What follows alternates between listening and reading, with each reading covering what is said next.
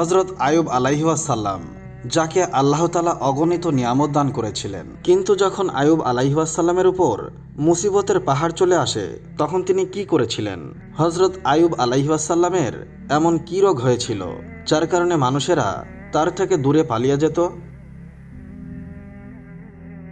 সুপ্রিয় দর্শক, আজকের এই ভিডিওতে দীর্ঘ 18 বছর কঠিন রোগে আক্রান্ত থাকার পরেও উফ শব্দটি পর্যন্ত না করা একজন ধৈর্যশীল নবীর জীবনী সম্পর্কে আলোচনা করব ইনশাআল্লাহ। হযরত আইয়ুব আলাইহিসসালামের আব্রামি নাম উব ছিল এবং তাওরাত কিতাবে তার নাম জব বলা হয়েছে। তার জন্ম আরবের সিমলা এলাকায় বসরা নামক অঞ্চলে হয়েছিল। হযরত আইয়ুব আলাইহিসসালামের পিতার নাম অমজ ছিল। তার পিতা হযরত ইসহাক আলাইহিসসালামের বংশের সাথে সম্পর্কিত ছিলেন এবং তার শ্রদ্ধেয় মাতা হযরত লূত আলাইহিসসালামের কন্যা ছিলেন।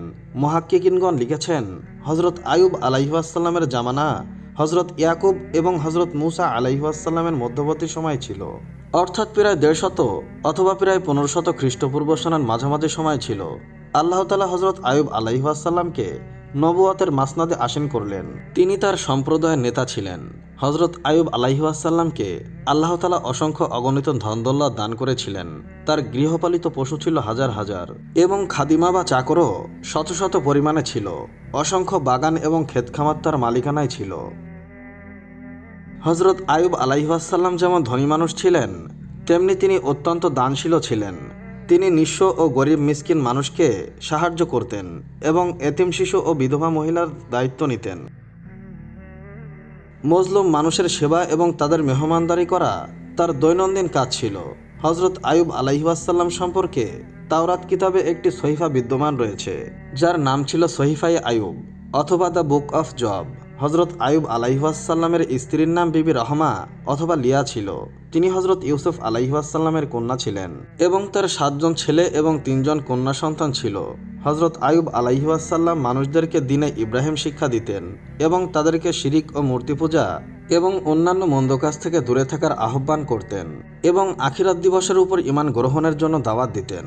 তিনি সর্বদা আল্লাহর ইবাদত এবং শুকরগুজারিতে লিপ্ত থাকতেন, কারণ আল্লাহ তাআলা তাকে বিশাল নিয়ামত দান করেছিলেন। বর্ণনায় পাওয়া যায় যে একদিন ফেরেশতারা হযরত আইয়ুব আলাইহিসসালামের অনুগত্য এবং শুকরগুজারির প্রশংসা করছিলেন। তখন ইবলিস শয়তান বলে উঠল যে আল্লাহ তাআলা আইয়ুব আলাইহিসসালামের উপর ধনদৌলতের বৃষ্টি বর্ষণ করেছেন, যার কারণে সে অত্যন্ত নেক ও শুকরগুজারি বান্দা। যদি আল্লাহ তাআলা তার উপর মুসিবত নাজিল করেন তাহলে সে শুকর আদায় করবে না। ফলে আল্লাহ তাআলা তার প্রিয় বান্দাকে পরীক্ষা করার হুকুম দিলেন।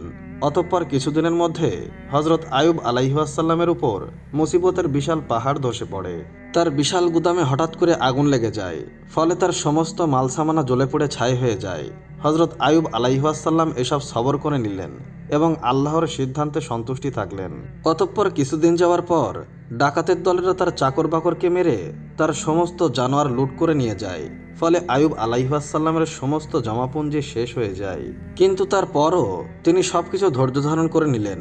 আল্লাহর প্রতি কোনো রকম অভিযোগ তিনি করেননি। অতঃপর একদিন তার সমস্ত সন্তানাদিরা এক জায়গায় বসে খাবার খাচ্ছিল। তখন হঠাৎ করে ঘরের ছাদ ভেঙে পড়ে গেল এবং সবাই সেখানে মৃত্যুবরণ করল। ফলে আইয়ুব আলাইহিসসালামের কাছে এখন না ধন সম্পদ ছিল, না জন্তু জানোয়ার এবং না ঘরবাড়ি কিংবা সন্তানাদি। ভালো থাকার জন্য কোনো কিছুই তার কাছে অবশিষ্ট ছিল না। ধারাবাহিকভাবে এরকম দুর্ঘটনা ঘটার কারণে সমস্ত মানুষেরা অবাক হয়ে গেল, কিন্তু হযরত আইয়ুব আলাইহিসসালামের চেহারার মধ্যে কোনো ধরনের চিন্তার ভাঁজ পড়েনি। হযরত আইয়ুব আলাইহিসসালামের ঘরের বাইরে পাড়া প্রতিবেশী সমস্ত মানুষেরা মিলে একত্রিত হলো এবং সবাই হযরত আইয়ুব আলাইহিসসালামের এই অবস্থার জন্য বিলাপ করে কান্নাকাটি শুরু করলো। তখন হযরত আইয়ুব আলাইহিসসালাম বললেন যে আমি আমার মায়ের পেট থেকে নিঃস্ব অবস্থায় এসেছিলাম এবং নিঃস্ব অবস্থায় এই দুনিয়া থেকে যেতে হবে। হে আল্লাহ, আপনি আমাকে এই সবকিছু দিয়েছিলেন এবং আপনি আপনার আমানত ফিরিয়ে নিয়েছেন। হযরত আইয়ুব আলাইহিসসালামের সবকিছু শেষ হয়ে গিয়েছিল, কিন্তু তারপরেও তার জন্য বিশাল এক পরীক্ষা অবশিষ্ট ছিল। কিছুদিন পর হযরত আইয়ুব আলাইহিসসালাম তার শরীরে একটি ফোড়ার মতো দেখলেন।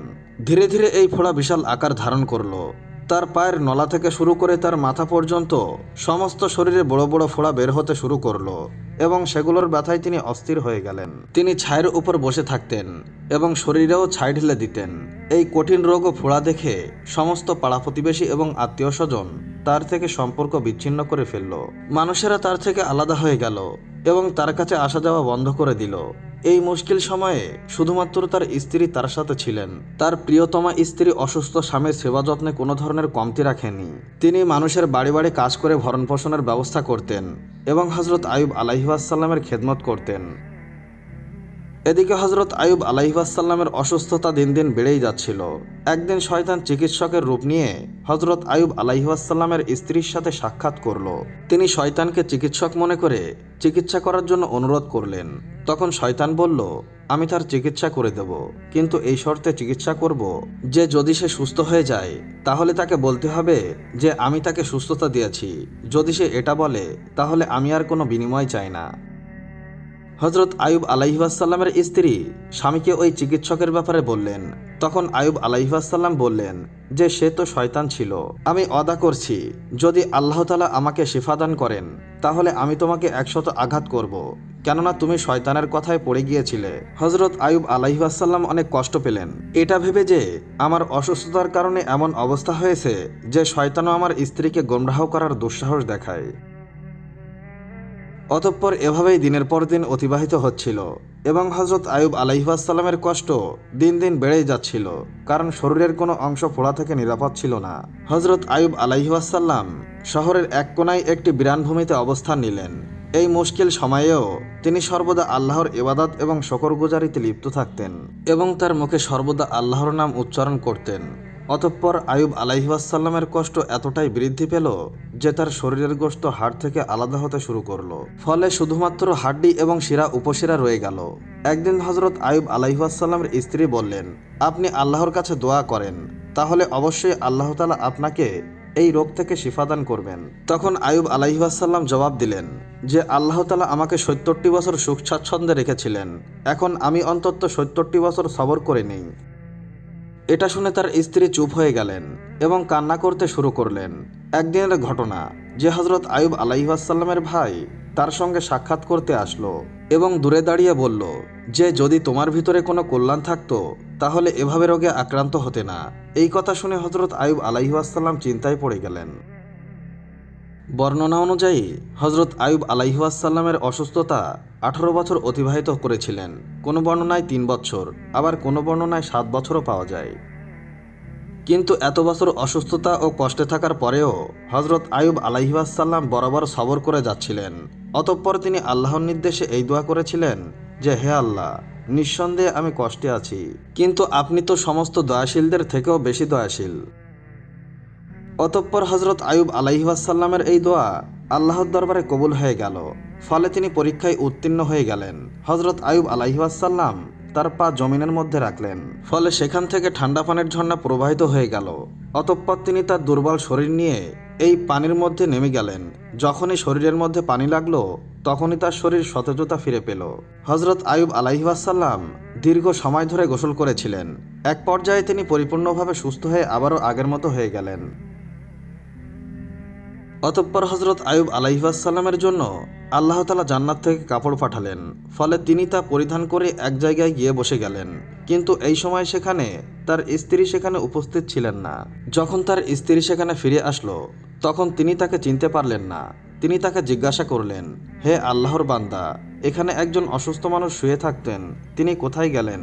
হযরত আইয়ুব আলাইহিসসালাম বললেন, আমি তো সেই আইয়ুব।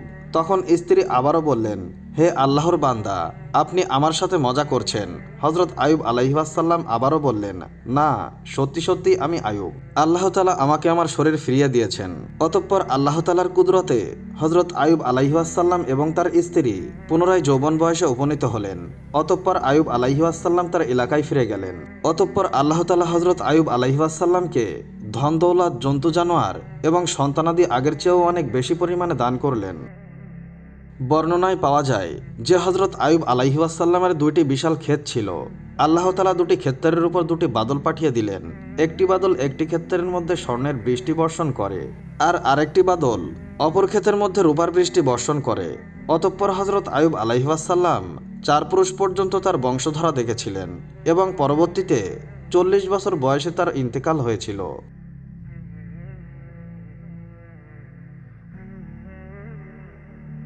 এমন একজন নবী যাকে সিংহের খাঁচায় বন্দী করে রাখা হয়েছিল এবং এমন একটি স্বপ্ন যে স্বপ্নের মাধ্যমে ইতিহাসের মহান সাম্রাজ্যগুলির উত্থান এবং পতনের কথা জানিয়ে দেওয়া হয়েছিল। কে এই স্বপ্ন দেখেছিলেন এবং কী কারণে দেখেছিলেন, এই স্বপ্নের মূলত সঠিক ব্যাখ্যা কী ছিল এবং ব্যাখ্যাকারী নবীকে সিংহের সামনে কেন রেখে দেওয়া হয়েছিল, আজকে আমরা এই ভিডিওতে হযরত দানিয়াল আলাইহিসসালামের সম্পূর্ণ কাহিনী আপনাদের সামনে তুলে ধরব ইনশাআল্লাহ। হযরত দানিয়াল আলাইহিসসালাম ছিলেন আল্লাহর একজন মনোনীত নবী, যিনি বনি ইসরায়েলের পতনের প্রায় শেষ সময়ে জন্মগ্রহণ করেছিলেন। তিনি 457 খ্রিস্টপূর্ব সনে জেরুজালেম শহরে জন্মগ্রহণ করেছিলেন। দানিয়াল নামের অভিধানিক অর্থ হল সৃষ্টিকর্তা আমার বিচারক।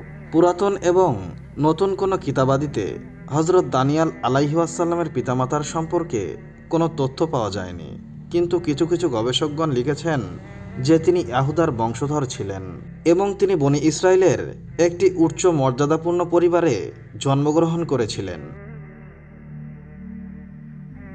অতঃপর যখন দানিয়াল আলাইহিসসালাম যুবক বয়সে উপনীত হন, তখন ওই সময়টা ছিল বনি ইসরায়েলদের জন্য অত্যন্ত খারাপ সময়। মানুষেরা খারাপ কাজ, নিষ্ঠুরতা, ব্যভিচার এবং সব ধরনের পাপাচারে লিপ্ত ছিল এবং আল্লাহর অবাধ্য হয়ে গিয়েছিল। তাই বনি ইসরায়েলের উপর আল্লাহর আযাব বখতেনাসর বাদশার রূপে নেমে আসে। বাদশাহ বখতেনাসর তখন ব্যাবিলনের একজন অত্যাচারী বাদশা ছিল। সেই ইহুদি সম্প্রদায়ের উপর আক্রমণ করে এবং ইহুদিদের পবিত্র উপাসনালয় হাইকানে সুলাইমানকে ধ্বংস করে দেয়। হযরত দানিয়াল আলাইহিসসালাম বুঝতে পারলেন যে যেহেতু ইসরায়েলের সন্তানরা অনৈতিক ও মন্দ কাজে লিপ্ত, তাই বখতেনাসরের আক্রমণ তাদের উপর আল্লাহর পক্ষ থেকে একটি শাস্তি, আর আল্লাহর দেওয়া এই শাস্তি একেবারে সঠিক এবং ন্যায্য। এদিকে বাদশাহ বখতেনাসর আক্রমণ করে জেরুজালেম শহর ধ্বংস করে দেয় এবং বিনা দ্বিধায় তারা গণহত্যা চালায়, আর বাকি লোকদেরকেও বন্দি করে নেকড়ের দলের মতো ব্যাবিলন শহরে তাড়িয়ে নিয়ে যায়। ওই বন্দীদের মধ্যে নবী ইয়ারমিয়া আলাইহিসসালাম এবং হযরত দানিয়াল আলাইহিসসালামও ছিলেন। 421 খ্রিস্টপূর্ব সনে বাদশাহ বখতেনাসর এক রাতে একটি রহস্যময় স্বপ্ন দেখেছিল। সেই স্বপ্নে সোনার মস্তক বিশিষ্ট একটি বিশাল মূর্তি দেখতে পায়, যার মাঝখানের অংশ ছিল রৌপ্যের এবং নিচের অংশটি তামার এবং পা ছিল লোহার। এই মূর্তিটির উপর আকাশ থেকে একটি বিশাল পাথর পড়ে, যার ফলে মূর্তিটি চূর্ণ বিচূর্ণ হয়ে যায় এবং এর উপাদানগুলি মাটিতে মিশে যায়। সেই পাথর এত বড় ছিল যে সারা পৃথিবী তাতে ভরে গিয়েছিল। বখতেনাসর যখন এই স্বপ্ন দেখে, তখন সে বিস্মিত হয়ে যায়। সে তার রাজ্যের সমস্ত জ্যোতিষীদেরকে ডেকে তাদের কাছে স্বপ্নের ব্যাখ্যা জানতে চাইল, কিন্তু এই অদ্ভুত স্বপ্নের ব্যাখ্যা কেউ বলতে পারেনি। তখন কেউ একজন বাদশাহ বখতেনাসরকে দানিয়াল আলাইহিসসালামের কাছে স্বপ্নের ব্যাখ্যা জানতে পরামর্শ দেয়, কারণ হযরত দানিয়াল আলাইহিসসালামকে আল্লাহ তাআলা স্বপ্নের ব্যাখ্যার জ্ঞান দান করেছিলেন এবং সে সময় হযরত দানিয়াল আলাইহিসসালাম তার কারাগারে ছিলেন। তাই তাকে বাদশাহ বখতেনাসরের সামনে হাজির করা হলো। সেই সময় প্রচলন ছিল যে যেই ব্যক্তি রাজার সামনে হাজির হতো সেই রাজাকে সিজদা করত, কিন্তু হযরত দানিয়াল আলাইহিসসালাম যখন বখতেনাসরের সামনে আসেন, তখন তিনি রাজাকে সিজদা করতে অস্বীকার করেন এবং বলেন যে আল্লাহ তাআলা ব্যতীত কাউকে সিজদা করা জায়েজ নয়। তখন বাদশাহ বখতেনাসর এই বিষয়ে চুপ থাকলো এবং সে উত্তরে কিছুই বলল না, কারণ তাকে প্রথমেই স্বপ্নের ব্যাখ্যা জানার দরকার ছিল। যখন সে তার স্বপ্ন বর্ণনা করল, তখন দানিয়াল আলাইহিসসালাম তার স্বপ্নের ব্যাখ্যা বর্ণনা করলেন যে এই মূর্তির মধ্যে তুমি যে সোনার মস্তক দেখেছ তা তুমি নিজেই ছিলে এবং তোমার পরে আরেকটি সাম্রাজ্য গড়ে উঠবে যা তোমার থেকে ছোট হবে এবং তারপরে আরেকটি সাম্রাজ্য গড়ে উঠবে যা সমস্ত পৃথিবীর উপর রাজত্ব করবে এবং চতুর্থ সাম্রাজ্য লোহার মতো শক্তিশালী হবে। এবং যেহেতু তুমি দেখেছ যে তার পায়ের আঙ্গুলি আংশিক কুমারের মাটির এবং কিছু অংশ লোহার, তাই এই সাম্রাজ্য বিভাজন হবেই এবং এই রাজাদের আমলেই সৃষ্টিকর্তা একটি রাজ্য স্থাপন করবেন যা চিরকাল থাকবে এবং এর শাসনভার অন্য কোনো জাতির কাছে হস্তান্তর করা হবে না। অতঃপর হযরত দানিয়াল আলাইহিসসালাম বললেন, শীঘ্রই তোমার শাসনের অবসান ঘটবে এবং অন্যান্য জাতি অর্থাৎ ফার্সিয়ান, রোমান এবং গ্রিকরা তোমার উপর বিজয়ী হয়ে যাবে। হজরত দানিয়াল আলাইহিওয়াসাল্লামের বুদ্ধিমত্তা দেখে বাদশাহ বখতেনাসর তাকে তার রাজদরবারে চাকরি দিয়ে দেন। রাজা বখতেনাসর হজরত দানিয়াল আলাইহিওয়াসাল্লামের প্রজ্ঞা ও বুদ্ধিমত্তা দেখে মুগ্ধ হয়ে যান। ধর্মগ্রন্থ ড্যানিয়েল অনুসারে হজরত দানিয়াল আলাইহিওয়াসাল্লাম একজন সুদর্শন যুবক ছিলেন এবং তার সবকিছু খুব তাড়াতাড়ি শিখে ফেলার এক অসাধারণ ক্ষমতা ছিল। বুদ্ধি এবং প্রজ্ঞার কারণে তিনি রাজদরবারে স্থান পান। আর যখনই বাদশাহ বখতেনাসর কোনো প্রশ্ন করতেন, তখনই হজরত দানিয়াল আলাইহিওয়াসাল্লাম অন্যান্য পুরোহিত এবং দরবারীদের চেয়ে উত্তম ও প্রমাণভিত্তিক জবাব দিতেন। হজরত দানিয়াল আলাইহিওয়াসাল্লাম ব্যাবিলনে অবস্থানকালে কখনো হারাম খাবার খাননি। তিনি সাধারণ খাবার এবং পানি খেয়ে জীবনযাপন করতেন। কিন্তু আল্লাহ তাআলা এই হালাল খাবারগুলোর মধ্যে এতটাই বরকত দান করতেন যে হজরত দানিয়াল আলাইহিওয়াসাল্লামকে অন্যান্য ব্যাবিলনীদের থেকেও স্বাস্থ্যবান মনে হতো। হজরত দানিয়াল আলাইহিওয়াসাল্লাম সর্বদা তার পরওয়ারদিগার আল্লাহ তাআলার ইবাদতে মগ্ন থাকতেন এবং দিনে 3 বার বাইতুল মাকদিসের দিকে মুখ করে আল্লাহর মহানুভবতা এবং মহাত্ম্য বর্ণনা করতেন। 410 খ্রিস্টপূর্ব সনে বাদশাহ বখতেনাসর আবারও এমন দুঃস্বপ্ন দেখতে থাকেন যা তাকে আবারও পেরেশানিতে ফেলে দেয়। তাই হজরত দানিয়াল আলাইহিওয়াসাল্লাম তাকে বললেন যে তখনই তোমার শাসন নিরাপদ হতে পারে যখন তুমি আল্লাহর শাসন মেনে নিবে। এবং এই অবস্থা এড়াতে হজরত দানিয়াল আলাইহিওয়াসাল্লাম তাকে গরিব ও চাকরদের জন্য তার ধনভাণ্ডার খুলে দেওয়ার পরামর্শ দেন। তিনি বললেন যে ক্ষুধার্ত ও অসহায়কে সাহায্য করুন, তাহলে হয়তো আল্লাহ তাআলা তোমার প্রতি দয়া করবেন। তাই বাদশাহ বখতেনাসর এই উপদেশ অনুসরণ করেন। সে দরিদ্র ইসরায়েলিদের মধ্যে অনেক সাহায্য করেছিল। ফলে ওই সময় বনি ইসরায়েলদের মধ্যে একজন মানুষও দরিদ্র ও ক্ষুধার্ত ছিল না। তাই বাদশাহ বখতেনাসরের উপর আল্লাহর যে শাস্তি আসার কথা ছিল তা স্থগিত হয়ে যায় এবং দেশের অবস্থার উন্নতি হয়। অতঃপর বাদশাহ বখতেনাসর 397 খ্রিস্টপূর্ব সনে মৃত্যুবরণ করেন। ঐতিহাসিকগণ লিখেছেন যে হজরত দানিয়াল আলাইহিওয়াসাল্লামের উদাহরণ হজরত ইউসুফ আলাইহিওয়াসাল্লামের মতোই ছিল। হজরত ইউসুফ আলাইহিওয়াসাল্লামের মতো তাকেও বন্দী করে অন্য দেশে আনা হয়েছিল এবং তাদের উভয়জনই স্বপ্নের ব্যাখ্যার জ্ঞান লাভে ধন্য হয়েছিলেন। যেভাবে হজরত ইউসুফ আলাইহিওয়াসাল্লাম না থাকলে সমগ্র মিশর ধ্বংস হয়ে যেত, একইভাবে হজরত দানিয়াল আলাইহিওয়াসাল্লাম না থাকলে পুরো ব্যাবিলিয়ন শহর ধ্বংস হয়ে যেত। বাদশাহ বখতেনাসরের মৃত্যুর পর তার পুত্র বেলশরাস রাজা হয়। সে ছিল অত্যন্ত অযোগ্য এবং অত্যন্ত দুশ্চরিত্র রাজা। অন্যান্য মন্ত্রীদের মধ্যে যারা হজরত দানিয়াল আলাইহিওয়াসাল্লামের প্রতি তার উচ্চ অবস্থানের কারণে ঈর্ষান্বিত ছিল, তারা বাদশাকে হজরত দানিয়াল আলাইহিওয়াসাল্লামের বিরুদ্ধে উস্কানি দিতে শুরু করে এবং রাজাকে বলতে থাকেন যে দানিয়াল আলাইহিওয়াসাল্লাম আপনার কাছে মাথা নত করে না এবং সে ব্যাবিলন রাজ্যের শুভাকাঙ্ক্ষীও নয়। এমনকি তিনি এটাও বলেন যে শীঘ্রই ব্যাবিলন সাম্রাজ্যের অবসান ঘটবে এবং এক আল্লাহর শাসন প্রতিষ্ঠিত হবে। তাই রাজা হজরত দানিয়াল আলাইহিওয়াসাল্লামকে সিংহের খাঁচায় বন্দী করে দেন। হজরত দানিয়াল আলাইহিওয়াসাল্লাম নিজেকে সিংহের সামনে অসহায় মনে করেন। তাই তিনি প্রার্থনা করলেন যে আমি ওই আল্লাহর কাছে সাহায্য চাই যার সামনে এই সিংহরাও মাথা নত করে। ফলে আল্লাহর কুদরতে সিংহরা তার কোনো ক্ষতি করেনি। কিন্তু কিছু বর্ণনা অনুযায়ী সেই সময় জেলখানায় ফেরেশতা জিব্রাইল আলাইহিওয়াসাল্লাম অবতরণ করেছিলেন এবং ফেরেশতাকে দেখে সিংহরা ভয় পেয়ে গিয়েছিল। অতঃপর সকাল হওয়ার পর যখন লোকেরা কারাগারের দিকে তাকায়, তখন তারা দেখতে পায় যে হজরত দানিয়াল আলাইহিওয়াসাল্লাম খাঁচার ভিতর নিরাপদ ও সুস্থ অবস্থায় রয়েছেন এবং সিংহরা তার পাশে বিশ্রাম নিচ্ছেন। ফলে সবাই বুঝতে পারে যে হজরত দানিয়াল আলাইহিওয়াসাল্লাম একজন ভালো এবং মহৎ ব্যক্তি। কিন্তু তাদের এই বুঝে আসায় কোনো লাভ হয়নি, কারণ সময় অনেকটাই বিলম্ব হয়ে গিয়েছিল এবং আল্লাহর শাস্তি ঘনিয়ে এসেছিল। অতঃপর পারস্যের রাজা সাইরা ব্যাবিলন শহর আক্রমণ করেন এবং বখতেনাসর রাজবংশের শাসনের অবসান ঘটান। তিনি হজরত দানিয়াল আলাইহিওয়াসাল্লামকে কারাগার থেকে মুক্ত করেন এবং সম্মানের সাথে তার দরবারে মন্ত্রী হিসাবে নিযুক্ত করেন। ইতিহাসে সাইরাস দ্য গ্রেট নামে পরিচিত ওই মহান ও খোদাভীরু রাজা ছিলেন, যাকে পবিত্র কুরআনুল কারিমে জুলকার নাইন নামে উল্লেখ করা হয়েছে। হজরত দানিয়াল আলাইহিওয়াসাল্লাম স্বপ্নের যে ব্যাখ্যা দিয়েছিলেন পরবর্তীতে সত্যি হয়েছিল।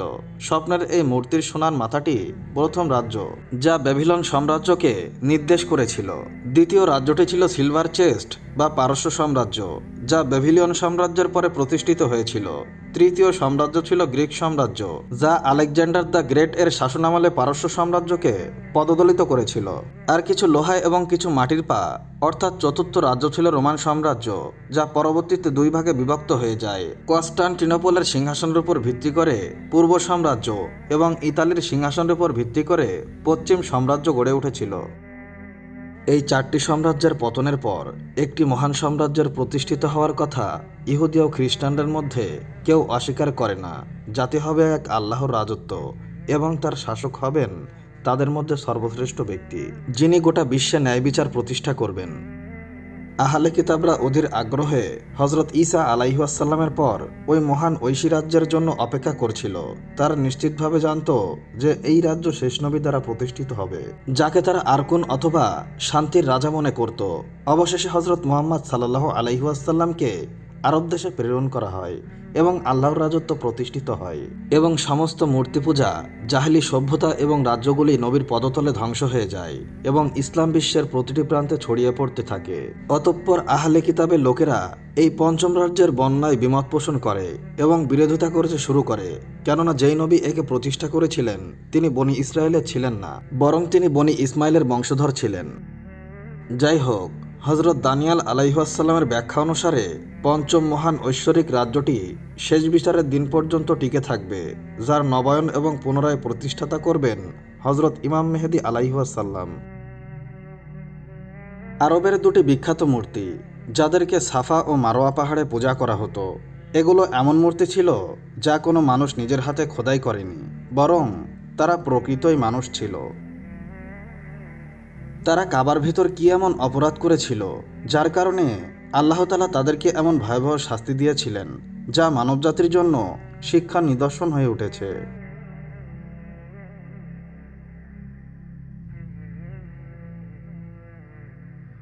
আসলে পবিত্র কাবা নির্মাণের পর থেকেই এখনো পর্যন্ত যারা এই বাইতুল্লাহকে অপবিত্র করার চেষ্টা করেছে, আল্লাহ তাআলা তাদেরকে এমন শাস্তি দিয়েছেন যে তারা পুরো বিশ্ববাসীর জন্য শিক্ষার নিদর্শন হিসাবে রয়ে যায়, যদিও তা পৃথিবীর শক্তিশালী রাজা আব্রাহা ও তার হাতের বাহিনী হোক না কেন।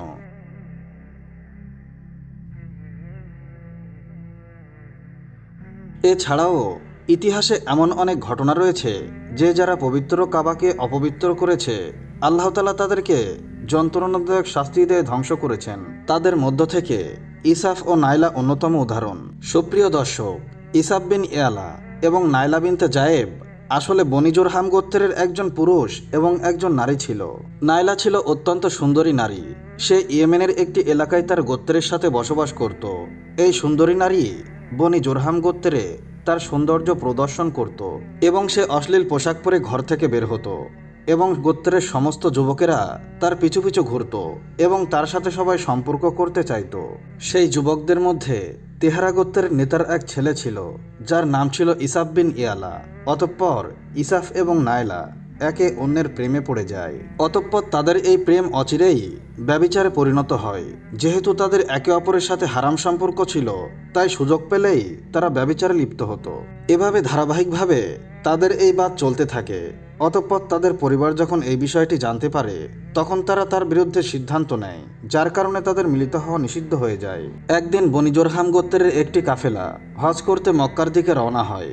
সুযোগ পেয়ে তারাও এই কাফেলার সাথে হজে যায়। কাফেলাটি যখন মক্কায় পৌঁছায়, তখন হজের দিন ছিল এবং কাকতালীয়ভাবে সেই দিন পবিত্র কাবার লোকেরা সংখ্যায় খুবই কম ছিল। ফলে পবিত্র কাবার আশেপাশে কেউ ছিল না। তাই শয়তান তাদের অন্তরে কুপ্রস্তাব করতে থাকে। ফলে তারা উভয় কাবায় প্রবেশ করে। এই অবস্থায় ব্যভিচারে লিপ্ত হয়। পবিত্র কাবার ভিতরে সংগঠিত এই পাপ ও অপবিত্রতায় গোটা পৃথিবী কেঁপে ওঠে এবং সাগরের ঢেউ আছড়ে পড়ে। এমনকি আল্লাহ তাআলা তাদের উপরে শাস্তি নাজিল করেন। শাস্তিটি এমন হয়েছিল যে যখন তারা কাবার ভিতরে ব্যভিচার করছিল, তখন তাদের আত্মা কবজ করা হয় এবং তাদের মাংসের দেহ পাথরে পরিণত হয়ে যায়। এই মুহূর্তটি খুবই ভীতিকর ও ভয়াবহ ছিল, কারণ আল্লাহ তাআলার আযাবে দুটি জীবন্ত মানুষ পাথরে পরিণত হয়ে গিয়েছিল। কিছুক্ষণ পর যখন বনি জুরহামের লোকেরা কাবার কাছে এসে দরজা খুলে, তখন উলঙ্গ অবস্থায় পাথরের মতো দাঁড়িয়েছিল দুটি অসহায় দেহ। মানুষ বুঝতে পারল আল্লাহর পবিত্র ঘরে তারা কি অপরাধ করেছে। অতঃপর মানুষেরা মূর্তিগুলোকে তুলে বাইরে নিয়ে আসে এবং মাটিতে পুঁতে দিয়ে দাঁড় করিয়ে দেয়, যাতে এটি মানুষের জন্য শিক্ষা নিদর্শন হয়ে থাকে। কিছুদিন পর মক্কাবাসীরা ইয়েসেফের মূর্তিটি নিয়ে সাফা পাহাড়ে স্থাপন করে এবং নাইলার মূর্তিটি তুলে নিয়ে মারোয়া পাহাড়ে স্থাপন করে। সাফা ও মারোয়া আসলে এমন দুটি পাহাড় যেগুলো কাবার খুব কাছাকাছি ছিল। বিবি হাজরা আলাইহিসসালাম এই দুটি পাহাড়ে উঠে পানির সন্ধান করেছিলেন এবং সাই করেছিলেন, কারণ হজরত ইসমাইল আলাইহিসসালাম তখন শিশু ছিলেন এবং প্রচণ্ড তৃষ্ণায় অস্থির হয়ে পড়েছিলেন। তাই এই দুটি পাহাড়কে প্রাচীনকাল থেকেই অত্যন্ত পবিত্র মনে করা হতো এবং হাজী সাহেবেরা তাতে আরোহণ করতেন এবং অত্যন্ত শৃঙ্খলা ও ভক্তি সহকারে সাই করতেন। সাফা ও মারোয়ায় যখন ইসাফ ও নাইলার মূর্তি স্থাপন করা হয়, তখন তাদের শাস্তির বিধান ছিল, যে ব্যক্তি সাফা এবং মারোয়া পাহাড়ে যাবে তাহলে সে যেন এই দুটি মূর্তিকে একটি করে জুতা দিয়ে আঘাত করে। অতঃপর এই প্রক্রিয়া কয়েক প্রজন্ম ধরে চলতে থাকে। তারপর লোকেরা জুতার পরিবর্তে তাদেরকে চড় মারতে শুরু করে এবং কয়েক প্রজন্ম পরে লোকেরা তাদের কেবল স্পর্শ করে। এভাবে সময়ের সাথে সাথে লোকেরা তাদের শাস্তি কমাতে শুরু করে। এমনকি একটা সময় এমন হয় যে আরবের লোকেরা তাদেরকে অজ্ঞতার কারণে তাদেরকে ভালোবাসার প্রতীক বলতে শুরু করে। সমাজে তাদের দুজনের প্রেমের গল্প গর্বের সাথে বলতে শুরু করে। ধীরে ধীরে এটি প্রেমের দেবতা ও দেবী হিসাবে পরিচিতি হয়ে ওঠে। ৫ম শতাব্দী পর্যন্ত এইগুলো ইসাফ ও নাইলার মূর্তি হিসাবে বিবেচিত ছিল এবং এই মূর্তিগুলো আরবদের ওই প্রধান মূর্তিগুলোর মধ্যে অন্যতম ছিল, যাদের সামনে লোকেরা সিজদা করত এবং কুরবানি করত। হজরত জায়েদ বিন হারিস রাদিয়াল্লাহু তাআলা আনহু বর্ণনা করেন যে জাহিলিয়াতের যুগে মুশরিকরা যখন বাইতুল্লাহ তাওয়াফ করত, তখন তারা ইসাফ ও নাইলার মূর্তি স্পর্শ করত। তিনি বলেন, আমি একবার নবী মুহাম্মদ সাল্লাল্লাহু আলাইহি ওয়াসাল্লামের সাথে পবিত্র কাবা তাওয়াফ করছিলাম। অতঃপর আমি যখন এই মূর্তিগুলোর পাশ দিয়ে যাচ্ছিলাম, তখন আমি সেগুলো স্পর্শ করলাম। এতে রাসূল সাল্লাল্লাহু আলাইহি ওয়াসাল্লাম আমাকে এসব মূর্তি স্পর্শ করতে নিষেধ করেন। তখন আমি মনে মনে বললাম, একবার দেখি তাদেরকে স্পর্শ করলে কি হয়। অতঃপর আমি এই মূর্তিগুলো আবারও স্পর্শ করলাম। তখন রাসূল সাল্লাল্লাহু আলাইহি ওয়াসাল্লাম বললেন, হে জায়েদ, আমি কি তোমাকে স্পর্শ করতে নিষেধ করিনি? হজরত জায়েদ রাদিয়াল্লাহু তাআলা আনহু বলেন, আল্লাহর কসম, এরপর থেকে আমি কোনো মূর্তি স্পর্শ করিনি এবং আমি শপথ করে বলছি যে নবী করিম সাল্লাল্লাহু আলাইহি ওয়াসাল্লামও কোনোদিন মূর্তি স্পর্শ করেননি। এমনকি আল্লাহ তাআলা তাকে নবুয়ত দান করেন এবং তার উপরে ওহী নাজিল করতে শুরু করেন। সুপ্রিয় দর্শক, জাহেলিয়াতের অন্ধকারে নিমজ্জিত মরুভূমিতে একদিন হেদায়েতের এমন সূর্য উদিত হয়েছিল যা সমগ্র আরবকে আলোকিত করেছিল, কারণ মহানবী সাল্লাল্লাহু আলাইহি ওয়াসাল্লাম নবুয়তের মর্যাদা লাভ করেছিলেন। অতঃপর নবী করিম সাল্লাল্লাহু আলাইহি ওয়াসাল্লাম দাওয়াতের কাজ শুরু করেন। ১০ম হিজরিতে যখন আল্লাহ তাআলা আরবে ইসলামকে প্রাধান্য দেন এবং মুহাম্মদ সাল্লাল্লাহু আলাইহি ওয়াসাল্লাম মক্কানগর জয় করেন, তখন তিনি হারাম শরীফে প্রবেশ করেন এবং তার ভাই আলী রাদিয়াল্লাহু তাআলা আনহুকে সাথে নিয়ে ছোট বড় সমস্ত মূর্তি ভেঙে ফেলেন। তিনি মূর্তিগুলো ভাঙতেন আর বলতেন, সত্য এসেছে, মিথ্যা বিলুপ্ত হয়েছে, প্রকৃতপক্ষে মিথ্যা বিলুপ্ত হতেই হবে। ফলে কাবা শরীফ সমস্ত মূর্তি থেকে পবিত্র হয়ে যায়। অতঃপর তিনি সাফা ও মারোয়া পাহাড়ে সফর করেন এবং পবিত্র হাতে ইসাফ ও নাইলার মূর্তিটি ভেঙে দেন।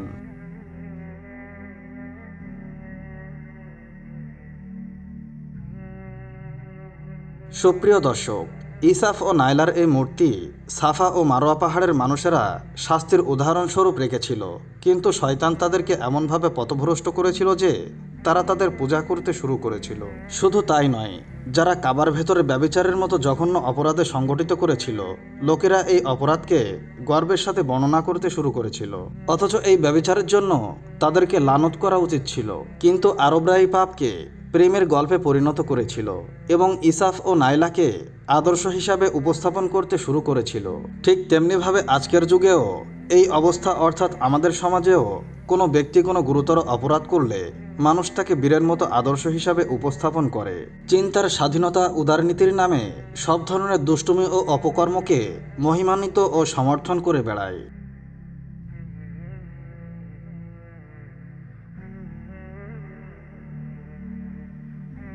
সুপ্রিয় দর্শক, মহান আল্লাহ তাআলার কাছে আমরা প্রার্থনা করি তিনি যেন আমাদেরকে সকল প্রকার অনিষ্ট ও প্রলোভন থেকে রক্ষা করেন এবং শয়তানের কুমন্ত্রণা ও কৌশল থেকে আমাদেরকে হেফাজত করেন। এমন একটি আশ্চর্যকর প্রাণী যা কিয়ামতের খুব কাছাকাছি সময়ে আত্মপ্রকাশ হবে। এই প্রাণীটি জমিনের ভিতরে কিভাবে দৌড়াবে? সে এই পৃথিবীতে কীরকমভাবে ধ্বংসলীলা চালাবে? মুমিন এবং কাফেরদের মধ্যে এই প্রাণীটি কেমনভাবে পার্থক্য তৈরি করবে? সুপ্রিয় দর্শক, এই পৃথিবী যেভাবে তার যাত্রা শুরু করেছিল ঠিক সেভাবেই একদিন তার শেষ দিন চলে আসবে। পবিত্র কুরআনে এবং হাদিসে সেটিকে কিয়ামত নাম দেওয়া হয়েছে, যা বাস্তবায়িত হওয়া শতভাগ নিশ্চিত বিষয় এবং তাতে কোনো ধরনের সন্দেহই নেই। সুপ্রিয় দর্শক, কিয়ামতের নিকটবর্তী সময় বাস্তবায়িত হবে বলে যেসব ঘটনা বা আলামত পবিত্র কোরআন এবং হাদিসের মাধ্যমে পাওয়া যায় সেগুলোকে দুই ভাগে বিভক্ত করা হয়েছে। একটি বড় আলামত আর দ্বিতীয়টি ছোট আলামত। এগুলোর মধ্য থেকে ছোট আলামত এমন যে এগুলো কিয়ামতের বহু আগেই বাস্তবায়িত হবে। যেরকমটা আমরা জানি যে কিছু কিছু আলামত প্রকাশিত হয়ে গেছে, সেগুলোর মধ্যে নবী করিম সাল্লাল্লাহু আলাইহি ওয়াসাল্লামের আগমন, ধন দৌলত বৃদ্ধি পাওয়া, বড় বড় আলেমদের মৃত্যু হওয়া, জেনা ব্যভিচার ব্যাপকভাবে বিস্তারিত হওয়া, ব্যাপকভাবে খুনখারাবি হওয়া, বেশি পরিমাণে ভূমিকম্প হওয়া, নারীরা হালকা পাতলা এবং ছোট পোশাক পরা, জাজিরাতুল আরব বিশাল দালানকোঠায় পরিপূর্ণ হওয়া এবং এই ধরনের আরও অনেক নিদর্শন ইতোমধ্যে প্রকাশিত হয়েছে। কিন্তু কিয়ামতের বড় আলামতগুলো এমন যে এগুলো একেবারে কিয়ামতের নিকটবর্তী সময়ে প্রকাশিত হবে এবং সেগুলোর উপর কিয়ামত বাস্তবায়িত হতে বেশি সময় দূরত্ব থাকবে না। সেগুলোর মধ্যে দাজ্জালের আবির্ভাব, ঈসা ইবনে মারিয়াম আলাইহিসসালামের দ্বিতীয়বার অবতরণ করা, ইয়াজুজ মাজুজের আত্মপ্রকাশ, সমগ্র পৃথিবী ধোঁয়ায় অন্ধকার হয়ে যাওয়া, সূর্য পশ্চিম দিক থেকে উদিত হওয়া এবং আগুন বের হওয়া, এই সমস্ত আলামত কিয়ামতের নিকটবর্তী সময়ে ধারাবাহিকভাবে একটির পরে আরেকটি প্রকাশিত হবে। সুপ্রিয় দর্শক, কিয়ামতের এই সমস্ত আলামতসমূহ মুমিনদের জন্য অনেক গুরুত্বপূর্ণ, কেননা আল্লাহ তাআলা কিয়ামতের আলামতসমূহ এজন্য নির্ধারণ করে দিয়েছেন যাতে কিয়ামতের পূর্বে মুমিনগণ এগুলো সম্পর্কে সতর্ক হতে পারে এবং মানুষ যাতে বেশি পরিমাণে তওবা ইস্তেগফার করতে পারে। কিয়ামতের ওই সমস্ত বড় বড় আলামতসমূহের মধ্য থেকে একটি আলামত দাব্বাতুল আরদ নামক একটি আশ্চর্যজনক প্রাণী। এই প্রাণীটি কিয়ামতের নিকটবর্তী সময়ে জমিন থেকে বের হবে। এই প্রাণীর ব্যাপারে আল্লাহ তাআলা পবিত্র কোরআনে বলেছেন, যখন তাদের ব্যাপারে ওয়াদা পরিপূর্ণ হয়ে যাবে তখন তাদের জন্য এই জমিন থেকে একটি প্রাণী বের হবে, যে প্রাণীটি তাদের সাথে কথা বলবে, যে মানুষগুলো আমার আয়াতের উপর বিশ্বাস স্থাপন করেনি। সুপ্রিয় দর্শক, আসলে দাব্বা শব্দের অর্থ বিচারণকারী প্রাণী এবং আরদ শব্দের অর্থ জমিন বা ভূমি, অর্থাৎ এটি এমন এক প্রাণী হবে যেটি জমিনের উপর অত্যন্ত দ্রুতগতিতে চলাফেরা করবে। স্বাভাবিকভাবে প্রাণীরা ডিম অথবা বাচ্চা ভূমিষ্ঠ হওয়ার মাধ্যমে জন্মগ্রহণ করে থাকে, সুতরাং এটিও কিয়ামতের একটি নিদর্শন হবে যে এই আশ্চর্যজনক প্রাণী কোনো প্রাণীর পেট থেকে বের হবে না, বরং জমিন থেকে বের হবে।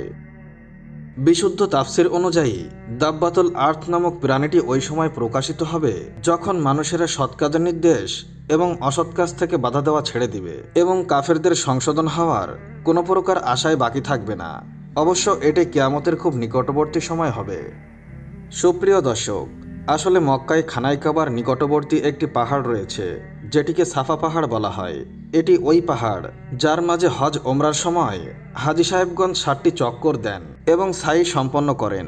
বর্ণনা অনুযায়ী কিয়ামতের নিকটবর্তী সময়ে ওই সাফা পর্বত ভূমিকম্পের কারণে ফেটে যাবে এবং তার ভেতর থেকে এই আশ্চর্যজনক প্রাণীটি বের হবে এবং মানুষের সাথে কথাবার্তা বলবে।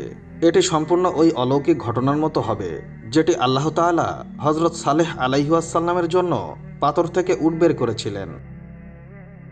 তাফসিরে ইবনে কাসির অনুযায়ী দাব্বাতুল আরদ মক্কা মুকাররমায় অবস্থিত সাফা পর্বত থেকে বের হবে এবং সে তার মাথা থেকে মাটি ঝেড়ে ঝেড়ে মসজিদ হারামে অবস্থিত হাজারে আসওয়াদ এবং মাকামে ইব্রাহিমের কাছে এসে পৌঁছাবে। মুমিনেরা তাকে দেখে পলায়ন করতে শুরু করবে, কিন্তু মুমিনদের একটি দল সেখানে দাঁড়িয়ে থাকবে, ফলে দাব্বাতুল আরদ তাদের চেহারাকে তারকার মতো উজ্জ্বল করে দেবে। তারপর সে অন্যদিকে বের হবে। দাব্বাতুল আরদ মক্কা থেকে বের হয়ে পূর্ব দিকে চলতে শুরু করবে এবং পুরো দুনিয়া প্রদক্ষিণ করে শাম দেশে এসে পৌঁছাবে। এখানে এসে এই প্রাণীটি একটি প্রচণ্ড চিৎকার দিবে, ফলে প্রতিটি মানুষের মুখেই তার ব্যাপারে চর্চা হবে এবং সব দিকে শোরগোল শুরু হয়ে যাবে। মানুষেরা এদিক ওদিক পলায়ন করতে থাকবে। কিন্তু এই প্রাণী থেকে কেউই বাঁচতে পারবে না। সুপ্রিয় দর্শক, দাব্বাতুল আর্থ 4 পায়ে বিশিষ্ট প্রাণী হবে, যার দৈর্ঘ্য হবে প্রায় 60 গজের মতো হবে। কিছু সংখ্যক আলেম লিখেছেন যে এই আশ্চর্যজনক প্রাণীটির চেহারা মানুষের মতো হবে এবং তার পা উটের মতো হবে এবং তার গর্দান ঘোড়ার মতো হবে এবং তার শিং হরিণের মতো হবে এবং তার হাত বাদরের মতো হবে। দাব্বাতুল আর্থ মানুষের সাথে কথা বলবে এবং মানুষকে কিয়ামতের বিষয়ে সংবাদ দিবে। এই দাব্বাতুল আর্থ মুমিনদের চেহারায় একটি নুরানি চিহ্ন লাগিয়ে দিবে, যার কারণে মুমিনদের চেহারা উজ্জ্বল হয়ে যাবে এবং কাফেরদের চোখের মধ্যে একটি মোহর লাগিয়ে দিবে, যার কারণে তাদের চেহারা সম্পূর্ণ কালো হয়ে যাবে। যেরকমটা আল্লাহ তাআলা পবিত্র কোরআনে বলেছেন, হে অপরাধীরা, আজকের দিন তোমরা মুমিনদের থেকে আলাদা হয়ে যাও। তাই ওই সময় মুসলিম এবং কাফেরদের মধ্যকার পার্থক্য পরিষ্কার হয়ে যাবে এবং পূর্ণভাবে পার্থক্য হিসাব নিকাশের পরে হবে। আসলে এর মধ্যে হিকমত হলো কিয়ামতের অস্বীকারীদের মূর্খতা এবং অজ্ঞতা ওই সময় প্রকাশ হয়ে যাবে। যেই জিনিসকে তোমরা নবীদের বলার পরও বিশ্বাস করনি, আজকের দিনে এই জিনিসটাকেই একটি প্রাণীর বলার কারণেই মানতে হয়েছে, কিন্তু এখন তার কথা মেনে নিলেও কোনো ধরনের উপকার লাভ হবে না, কেননা এখন মানার বা আত্মসমর্পণ করার সময় শেষ হয়ে গিয়েছে। সুপ্রিয় দর্শক, দাব্বাতুল আর্থ পৃথিবীর প্রতিটি কোণায় অত্যন্ত দ্রুতগতিতে বিচরণ করবে। কোনো মানুষ তার পিছন পিছন চলার ক্ষমতা রাখবে না এবং কোনো মানুষ দৌড়ে তার থেকে বেঁচেও যেতে পারবে না। এই প্রাণীটি যেই জায়গায় যাবে সেখানেই মানুষদেরকে চিহ্ন লাগিয়ে দিবে। দাব্বাতুল আর্থ বের হওয়ার পর কোনো মানুষ তাওবা করতে পারবে না এবং কোনো মানুষ মুসলমান হতে পারবে না। যে ব্যক্তি কাফের হবে সে কুফরের মধ্যেই থেকে যাবে, আর যে ব্যক্তি মুমিন হবে সে মুমিন হিসাবেই মৃত্যুবরণ করবে। দাব্বাতুল আর্থ বের হওয়ার পর গর্ভবতী নারীদের সন্তান সময় হওয়ার পূর্বেই ভূমিষ্ঠ হয়ে যাবে, নদীর মিষ্টি পানি তিক্ত হয়ে যাবে এবং বন্ধু শত্রুতে পরিণত হবে। মানুষের এমন এমন আশা হবে যেগুলো কখনো পরিপূর্ণ হবে না এবং মানুষেরা ওই জিনিস বর্জনের চেষ্টা করবে যেটা কখনোই তারা অর্জন করতে পারবে না। সুপ্রিয় দর্শক, বর্তমান আধুনিক যুগের কিছু গবেষকদের মতে দাব্বাতুল আর্থ আসলেই কোনো প্রাণী নয়, বরং আধুনিক বিজ্ঞান দ্বারা তৈরি নতুন কোনো মেশিন হবে, যাকে বর্তমানে আর্টিফিশিয়াল ইন্টেলিজেন্ট নাম দেওয়া হয়েছে। কেননা এআই দ্বারা নির্মিত যানবাহনগুলোর মধ্যে এতটাই শক্তি হতে পারে যে সামান্য সময়ের মধ্যেই সে পুরো পৃথিবী ঘুরে আসতে পারবে। কিন্তু এই মতবাদটি নিতান্তই বাতিল এবং সম্পূর্ণ বানোয়াট বিষয়, কোনোভাবেই গ্রহণ করা যায় না, বরং তাকে সর্বোচ্চ একটি বানানো মতবাদ হিসাবেই পেশ করা যায়। সুপ্রিয় দর্শক, দাব্বাতুল আর্থ কোনো আর্টিফিশিয়াল ইন্টেলিজেন্ট হোক অথবা কোনো প্রাণী হোক, এটি আল্লাহ তাআলার নিদর্শনগুলোর মধ্য থেকে একটি নিদর্শন হবে, যার বের হওয়ার পর মুমিন এবং কাফেরদের মধ্যে পার্থক্য পরিষ্কার হয়ে যাবে এবং কিয়ামত বাস্তবায়িত হওয়ার অগ্রিম সংবাদ দিয়ে দিবে। হযরত হাসান বসরি রহমতুল্লাহ আলাইহি তখন টকবগে যুবক, নিজেকে নিয়ে অনেক কিছু ভাবতে শিখেছেন। অন্য আর 10টি যুবক থেকে তিনি সম্পূর্ণ ভিন্ন। টোটো করে রাস্তায় রাস্তায় ঘুরে বেড়ান না, অযথা এখানে সেখানে যাতায়াত করেন না, নাচ গান মদ জুয়া ইত্যাদি আসরে যোগ দেন না। তিনি শুধু ভাবেন, আমার দেহে এখন যৌবনের খুন প্রবাহিত হচ্ছে, গায়ে এখন শক্তি আছে, জীবনে বড় হতে হলে এই যুবক বয়সকে কাজে লাগাতে হবে। জীবিকা উপার্জনের এই উপযুক্ত সময়কে কিছুতেই হাতছাড়া করা যাবে না। যে কোনো মূল্যে স্বাবলম্বী আমাকে হতেই হবে, যেই কথা সেই কাজ। হযরত হাসান বসরি রহমতুল্লাহ আলাইহি লেগে গেলেন তার কাজে, পেশা হিসাবে গ্রহণ করলেন মণিমুক্তা পরিষ্কার করে তা বিদেশে নিয়ে বিক্রি করার কাজকে। এই জন্য লোকেরা তাকে হুসনুল্লুলু বা মানিক্যের ভূষণ বলে ডাকত। হাসান বসরি রহমতুল্লাহ আলাইহি একদা ব্যবসার উদ্দেশ্যে রোম দেশে গমন করলেন। সেখানকার উজিরে আজম ছিলেন তার খুব বিশ্বস্ত একজন বন্ধু। এই সুবাদে একসময় তিনি বন্ধু আজমের বাড়িতে মেহমান হলেন এবং সেখানে কয়েকদিন থাকবেন বলে মনস্থ করলেন। হযরত হাসান বসরি রহমতুল্লাহ আলাইহি যতবারই রোমে এসেছেন সবসময় উজিরের মেহমান হয়েছেন, কারণ উজির তাকে জোর দিয়ে বলে রেখেছিলেন যে এদেশে আগমন করলে অবশ্যই তুমি আমার বাসার মেহমান হবে। বন্ধুর বাড়িতে মেহমান থাকা অবস্থায় হাসান বসরি রহমতুল্লাহ আলাইহি ঘরে বসে সময় কাটাতেন না, বরং উজির বন্ধুকে নিয়ে রোমের বহু জায়গায় ভ্রমণ করে প্রকৃতির নৈসর্গিক সৌন্দর্য উপভোগ করতেন, অর্জন করতেন প্রচুর জ্ঞান ও অভিজ্ঞতা। এই পর্যন্ত উভয় বন্ধু মিলে কত জায়গায় যে সফর করেছেন তার কোনো ইয়াত্তাই নেই। যাই হোক, প্রতিবারের ন্যায় এবারও দুই বন্ধুর মনে ভ্রমণের খ্বাহিশ জাগ্রত হলো। অবশ্যই ভ্রমণ সম্পর্কে এবার প্রথম কথা উঠালেন হজরত হাসান বসরি রহমতুল্লাহ আলাইহি। বললেন, বন্ধু, চলো না একটু ঘুরে আসি, অবলোকন করে আসি প্রকৃতির কোনো অপরূপ দৃশ্য। জবাবে উজির বললেন, হ্যাঁ, আমিও তাই ভাবছি। তবে এবার তোমাকে নিয়ে এমন এক ভ্রমণে যাব যা হবে অতীতের যে কোনো ভ্রমণ থেকে অধিক আনন্দদায়ক এবং ভিন্ন আমেজের। তাই নাকি? হ্যাঁ। তাহলে এবার ভ্রমণটা কোথায় হবে তা কি আমি জানার অধিকার রাখি? অবশ্যই। তাহলে বলে ফেলো। এই ভ্রমণ হবে জঙ্গলে। জঙ্গলে? সেখানে কি ভ্রমণ হবে, নাকি আমাকে সিংহের খোরাক বানাবে? আরে বন্ধু, সিংহের খোরাক বানাতে নয়, বরং তোমাকে সেখানে নেব একটি আশ্চর্যজনক জিনিস দেখাতে। উজিরের মুখে মুচকি হাসি। কি সেই আজীব বস্তু যা আমাকে দেখাতে চাও? আগে বলা যাবে না। কেন? আগে বলে ফেললে দেখার মজাটাই শেষ হয়ে যাবে। তবে ভূমিকা স্বরূপ সামান্য বলে রাখি, তাড়াতাড়ি বলো। যে জঙ্গলে তোমাকে নিয়ে যাব সেখানে শাহানশাহর একমাত্র পুত্র চিরনিদ্রায় শায়িত রয়েছে। বুঝলাম, সেখানে বাদশাহ পুত্রের কবর আছে। তাই বলে কবর তো এমন কোনো আজীব জিনিস নয়, ঘটা করে তা দেখতে যেতে হবে। আরে ভাই, আগে যাও না, যেই সব বুঝতে পারবে। দুই বন্ধু রওনা দিল। তারা যখন বাদশাহ পুত্রের সমাধির কাছে পৌঁছালো তখন হজরত হাসান বসরি রহমতুল্লাহ আলাইহি এমন এক অভাবনীয় দৃশ্য দেখলেন যা একদিকে যেমন আশ্চর্যজনক তেমনি অন্যদিকে দারুণ শিক্ষণীয় বটে। তিনি দেখলেন কবরের চারপাশে বেশ কিছু সৈনিক নীরবে দাঁড়িয়ে আছে। তারপর রোমান ভাষায় কি যেন বলে চলে গেল। সৈনিকরা চলে যাওয়ার পর সেখানে এলো দেশের বিখ্যাত চিকিৎসক এবং বিভিন্ন অভিজ্ঞতা সম্পন্ন বৃদ্ধ লোকজন। তারাও কি যেন বলে ধীরে ধীরে প্রস্থান করলেন। সবশেষে এলেন স্বয়ং শাহানশাহ। তিনি সমাধিস্থলের একেবারে কাছে গেলেন এবং কিছুক্ষণ নীরবে দাঁড়িয়ে রইলেন। তারপর কবরবাসীকে লক্ষ্য করে কিছু বলে চলে এলেন। এই দৃশ্য অবলোকন করে হজরত হাসান বসরি রহমতুল্লাহ আলাইহি তার বন্ধুকে বললেন, বন্ধু, এতক্ষণ আমার সামনে যা কিছু ঘটল তা শুধু চোখেই দেখলাম, মাথামুন্ডু তো কিছুই বুঝতে পারলাম না। কিছুই বুঝলে না? না। তাহলে শোনো, ওই যে রং বেরঙের ফুল এবং আলো দ্বারা সজ্জিত স্থানটি, এটাই হলো শাহজাদার সমাধিস্থল। গত কয়েক বছর আগে আজকের এই দিনে হঠাৎ করে শাহজাদার ইন্তেকাল হলে এখানেই তাকে সমাধিত করা হয়। সেই থেকে প্রতি বছর হাজার হাজার লোক শাহজাদার ইন্তেকালের তারিখে এখানে সমবেত হয়। তারপর তারা তার জন্য শোক প্রকাশ করে। আচ্ছা, সেটা তো বুঝলাম। এখন বলো, শাহজাদার সমাধির পাশে দাঁড়িয়ে ওরা কি বলে গেল? হ্যাঁ, অবশ্যই বলবো। সেটা না বললে তো আজকের এই ভ্রমণটাই মাটি হয়ে যাবে। তাহলে নিশ্চয়ই কোনো গুরুত্বপূর্ণ কথা হবে। নিশ্চয়ই গুরুত্বপূর্ণ কথা, না হলে কি তোমাকে এত দূরে এনে কষ্ট দেই? আমার আর দেরি সহ্য হচ্ছে না, তাড়াতাড়ি বলো। হ্যাঁ, বলছি, বলে উজির বলতে লাগলেন।